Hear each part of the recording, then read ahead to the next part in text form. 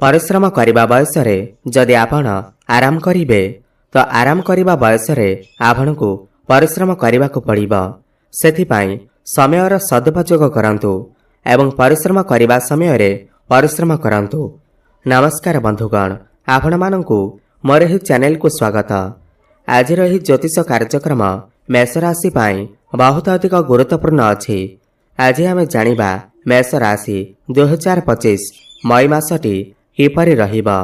काहेकि ना एही मई मासरे जेमिति कि आपण माने जानिछन्ति कि आपणक राशि पाई शनिकर 7.5 आरंभ होई सारिछि एवं 2025 वर्षर मई मासटी एक एमिति मास अटे जो मासरे कि 3 गोटी बड़ ग्रहंकर राशि परिवर्तन हेबाकु जाउअछि।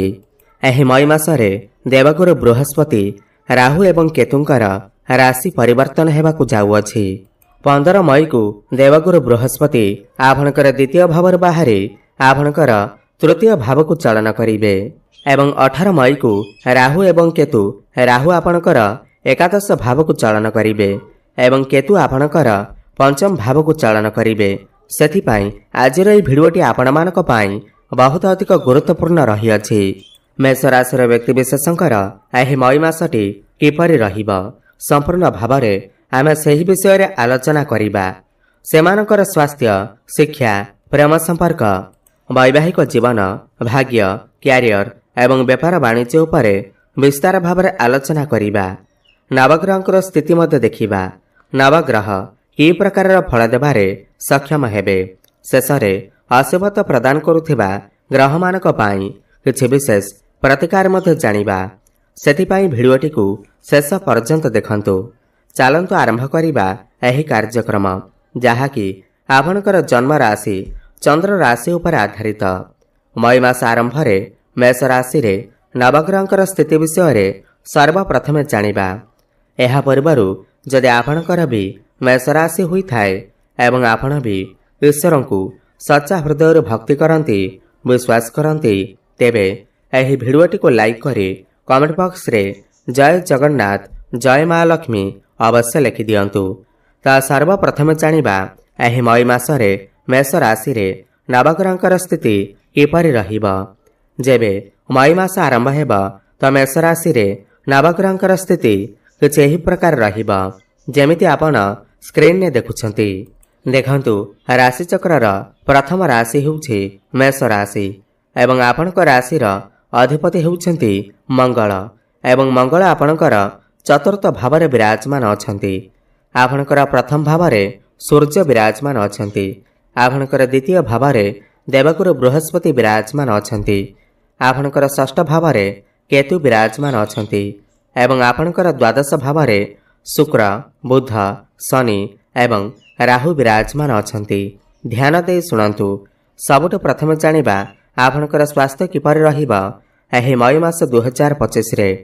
बंधुगण प्रथम भाव होई थाए आपणकर स्वास्थ्यर भाव एवं प्रथम भावर अधिपति हेउछंती मंगल एवं मंगल आपणकर चतुर्थ भावरे केंद्र रे विराजमान अछंती। देखंतु एही मासरे मंगल निचस्थ अवस्था रे अछंती किंतु केंद्र रे विराजमान अछंती, भल स्थिति रे अछंती। एही मासरे आपणकर स्वास्थ्य बहुत भल रहिबा। चिंता करिवार कोनोसी आवश्यकता नाही किंतु मंगल निचस्थ थिबा हेतु आपण बहुत अधिक ट्राभेल करने जोगु आपणकर टिके मुंड बिंधा भली समस्या देखा देई पारे एवं बुध कमजोर अवस्था थिबारु आपणकर द्वादश भावरे आपणकर टिके स्किन रिलेटेड समस्या देखा देई पारे। इन्फेक्शन, एलर्जी भली समस्या देखा देई पारे। एथिप्रति आपण टिके ध्यान देबे नहेले कोनोसी बड़ समस्या हेबार नाही। एबे जानिबा आपणकर शिक्षा क्षेत्र किपरि रहिबा एही मई मास 2025 रे। बंधुगण पंचम भाव होई थाए आपणकर शिक्षा क्षेत्रर भाव एवं पंचम भावर अधिपति हेउछंती सूर्य एवं सूर्य आपणकर प्रथम भावरे लग्न भावरे विराजमान अछंती।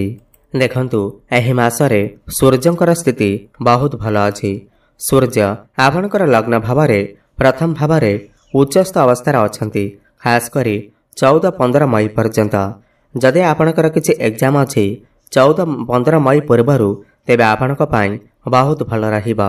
आपण एग्जाम रे उत्तीर्ण करिवे। खास करी जदि आपणकर गवर्नमेंट एग्जाम अछि किमा सरकारी क्षेत्र रे କୌଣସି କାର୍ଯ୍ୟ ଅଛି ତାହା ଆପଣଙ୍କ ପାଇଁ ବହୁତ ଅଧିକ ଭଲ ରହିବ। ଆପଣଙ୍କୁ ନିଶ୍ଚିନ୍ତ ଭାବରେ ସଫଳତା ପ୍ରାପ୍ତି ହେବ। ଆପଣ କୌଣସି ଉଚ୍ଚଶିକ୍ଷା କରିବା ପାଇଁ ବାହାରକୁ ଯାଇପାରନ୍ତି। କୌଣସି ନୂତନ ସ୍ଥାନରେ ଆଡମିସନ୍ ନେଇପାରନ୍ତି। ପାଠପଢ଼ାରେ ଆପଣ କିଛି ବଡ଼ ଡିସିସନ୍ ନେଇପାରନ୍ତି ଏବଂ ଶିକ୍ଷା କ୍ଷେତ୍ରରେ ଆପଣଙ୍କୁ ସମ୍ମାନିତ କରାଯାଇପାରେ। କମ୍ପିଟେଟିଭ୍ ଏକ୍ଜାମ୍ ପ୍ରତିଯୋଗିତାମୂଳକ ପରୀକ୍ଷାରେ ଆପଣଙ୍କୁ ସଫଳତା ପ୍ରାପ୍ତି ହେବ। ତ ଏହି ମାସରେ ଆପଣଙ୍କର ଶିକ୍ଷା କ୍ଷେତ୍ର ବହୁତ ଭଲ ଅଛି। ଆପଣ ଚେଷ୍ଟା କରନ୍ତୁ, ଆପଣଙ୍କୁ ସଫଳତା ଅବଶ୍ୟ ପ୍ରାପ୍ତି ହେବ। ଏବେ ଜାଣିବା ଆପଣଙ୍କର ପ୍ରେମ ଜୀବନ କିପରି ରହିବ ଏହି ମଇ ମାସ 2025ରେ। ବନ୍ଧୁଗଣ, ପଞ୍ଚମ ଭାବ ହିଁ ହୋଇଥାଏ ଆପଣଙ୍କର ପ୍ରେମ ଜୀବନର ଭାବ। ଯେମିତିକି ମୁଁ ଆପଣଙ୍କୁ କହିଲି, ପଞ୍ଚମ ଭାବର ଅଧିପତି ସୂର୍ଯ୍ୟ ଆପଣଙ୍କର ପ୍ରଥମ ଭାବରେ ଉଚ୍ଚସ୍ଥ ଅବସ୍ଥାରେ ଅଛନ୍ତି। ଏହି ମାସରେ ଯେଉଁ ବ୍ୟକ୍ତିବିଶେଷମାନଙ୍କର କଥାବାର୍ତ୍ତା ବନ୍ଦ ହୋଇଯାଇଥିଲା, ବ୍ରେକଅପ୍ ଆଦି ହୋଇଯାଇଥିଲା, ସେମାନଙ୍କର ପୁଣି ଥରେ କଥାବାର୍ତ୍ତା ହେବାର ସମ୍ଭାବନା ବନୁଅଛି ଏବଂ ପ୍ୟାଚଅପ୍ ହେବାର ମଧ୍ୟ ସମ୍ଭାବନା ବନୁଅଛି। ଏବଂ ଯେଉଁମାନେ ବି ସିଙ୍ଗିଲ୍ ଅଛନ୍ତି ସେମାନଙ୍କୁ ନୂତନ ପାର୍ଟନର ମଧ୍ୟ ମିଳିପାରନ୍ତି। କିନ୍ତୁ ସୂର୍ଯ୍ୟ ଆପଣଙ୍କର ପ୍ରଥମ ଭାବରେ ଥିବାରୁ ସୂର୍ଯ୍ୟ ଉଚ୍ଚସ୍ଥ ତ ଅଛନ୍ତି, କିନ୍ତୁ ଆପଣଙ୍କ ଭିତରେ ଟିକେ ଅହଙ୍କାର ଦେଖାଦେଇପାରେ, ଆଟିଚ୍ୟୁଡ୍ ଦେଖାଦେଇପାରେ, ଯାହାଫଳରେ ଆପଣଙ୍କର ପ୍ରେମ ଜୀବନରେ ଏହି ଅହଙ୍କାର ଯୋଗୁଁ ସମସ୍ୟା ଦେଖାଦେଇପାରେ। ସେଥିପାଇଁ ଆପଣ ଆପଣଙ୍କର ଅହଙ୍କାରକୁ ତ୍ୟାଗ କରନ୍ତୁ ଏବଂ ଆପଣଙ୍କ ଭିତରେ ତାଳମେଳକୁ ଠିକ୍ ରଖନ୍ତୁ। ଆର୍ଗୁମେଣ୍ଟ କରନ୍ତୁ ନାହିଁ। ଏହି ମାସରେ ଆପଣ 2 ଜଣ ମିଶି କୌଣସି ସ୍ଥାନକୁ ବୁଲିବାକୁ ଯାଇପାରନ୍ତି। ଭ୍ରମଣ ସୁଖ ଆପଣଙ୍କୁ ପ୍ରାପ୍ତି ହେବ। ଏବେ ଜାଣିବା ଆପଣଙ୍କର ବୈବାହିକ ଜୀବନ କିପରି ରହିବ ଏହି ମଇ ମାସ 2025ରେ। ବନ୍ଧୁଗଣ, ସପ୍ତମ ଭାବ ହୋଇଥାଏ ଆପଣଙ୍କର ବୈବାହିକ ଜୀବନର ଭାବ। ସପ୍ତମ ଭାବର ଅଧିପତି ହେଉଛନ୍ତି ଶୁକ୍ର ଏବଂ ଶୁକ୍ର ଆପଣଙ୍କର ଦ୍ୱାଦଶ ଭାବରେ ବିରାଜମାନ ଅଛନ୍ତି। ଏହି ମାସରେ ଆପଣଙ୍କର ବୈବାହିକ ଜୀବନ ଭଲ ରହିବ। ଏହି ମାସରେ ଆପଣ 2 ଜଣ ମିଶି କୌଣସି ସ୍ଥାନକୁ ବୁଲିବାକୁ ଯାଇପାରନ୍ତି। ଖାସ୍ କରି ବିଦେଶକୁ ଯିବାର ସମ୍ଭାବନା ବନୁଅଛି କିମ୍ବା କୌଣସି ସମ୍ପର୍କୀୟଙ୍କ ଘରକୁ ଆପଣ ବୁଲିବାକୁ ଯାଇପାରନ୍ତି। କିନ୍ତୁ ଶୁକ୍ର ରାହୁଙ୍କ ସହିତ ଥିବା ହେତୁ ଆପଣଙ୍କର ଲାଇଫ୍ ପାର୍ଟନରଙ୍କର ମନ ଭ୍ରମିତ ହୋଇପାରେ। ଲାଇଫ୍ ପାର୍ଟନର କନଫ୍ୟୁଜନରେ ପଡ଼ିଯାଇପାରନ୍ତି। ନହେଲେ ଏହି ମାସରେ ଆପଣଙ୍କର ବୈବାହିକ ଜୀବନ ବହୁତ ଭଲ ଅଛି, କିନ୍ତୁ ଆପଣଙ୍କ ଭିତରେ ଟିକେ ଅହଙ୍କାର, ଆଟିଚ୍ୟୁଡ୍, ଆଗ୍ରେସନ୍ ଦେଖାଦେଇପାରେ। ଯେହେତୁ ସୂର୍ଯ୍ୟ ଆପଣଙ୍କର ପ୍ରଥମ ଭାବରେ ଅଛନ୍ତି, ଯାହାଫଳରେ ଆପଣଙ୍କର ବୈବାହିକ ଜୀବନରେ ଆର୍ଗୁମେଣ୍ଟ, କଳିଝଗଡ଼ା ଭଳି ପରିସ୍ଥିତି ଉତ୍ପନ୍ନ ହୋଇପାରେ।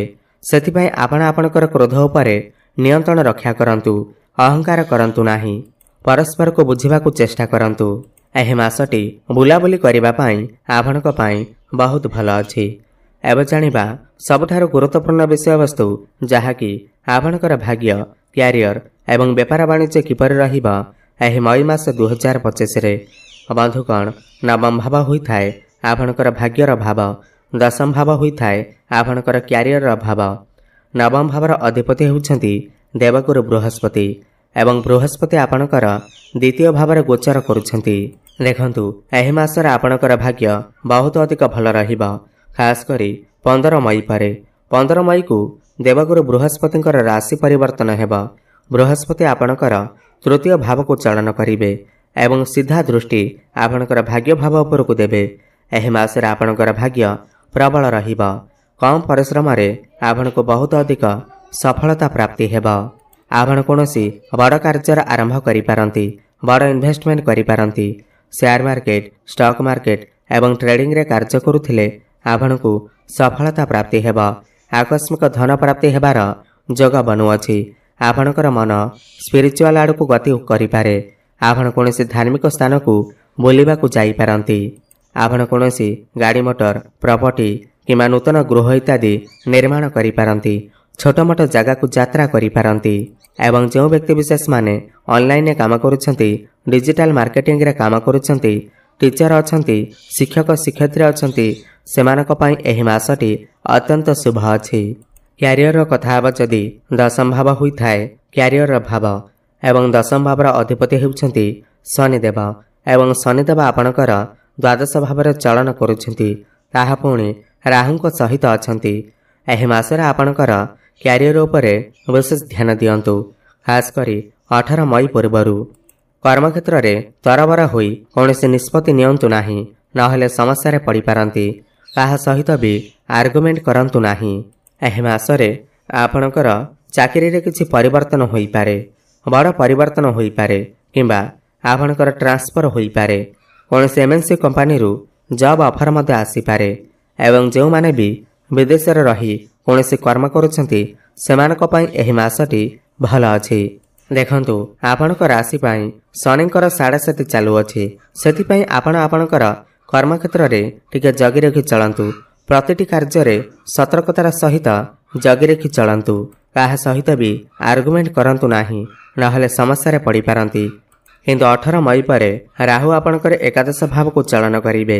ତ 18 ମଇ ପରେ ପ୍ରମୋସନ ହେବାର ଯୋଗ ବନୁଅଛି ଏବଂ ଯେଉଁମାନେ ବି ବେରୋଜଗାରୀ ଅଛନ୍ତି, ଯେଉଁମାନଙ୍କ ପାଖରେ କୌଣସି ଚାକିରି ବାକିରି ନାହିଁ, ତ ସେମାନଙ୍କୁ 18 ମଇ ପରେ ଚାକିରି ମିଳିବାର ସମ୍ଭାବନା ବନୁଅଛି। ବ୍ୟାପାର ବାଣିଜ୍ୟର କଥା ହେବା ଯଦି ଏହି ମାସରେ ଆପଣଙ୍କର ବ୍ୟାପାର ବାଣିଜ୍ୟ ଆଭରେଜ ଦେଖାଯାଉଛି, କିନ୍ତୁ 18 ମଇ ପରେ ଆପଣଙ୍କର ବ୍ୟାପାର ବାଣିଜ୍ୟ ବହୁତ ଭଲ ଚାଲିବ।